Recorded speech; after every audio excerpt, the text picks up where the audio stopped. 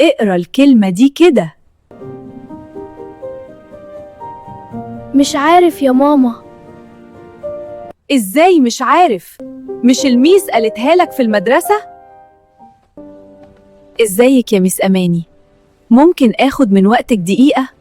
اتفضلي طبعا يا مامي عمر. ازيك يا عمر؟ عامل ايه النهاردة؟ الحمد لله. عمر تعبني خالص في مذاكرته للإنجليش ومش بيعرف يقرأ كويس بالرغم إنه عارف الحروف كلها. لازم عمر يراجع على الحروف كلها بأصواتها. ليه بقى؟ عشان يعرف يستهجى ويقرأ أي كلمة بمنتهى السهولة. ها يا عمر، حاول انطق كل حرف فيهم بصوته. أنا عارفة إنك شطور وهتعملها. ف ر او جا. برافو يا عمر، شطور جدا. يبقى الكلمة دي كلها نقراها إيه؟ frog. اقرأ الكلمة وانت واثق من نفسك. frog. سقفوله يا ولاد. ها يا عمر، اقرأ الكلمة دي كده. farmer. He is a farmer.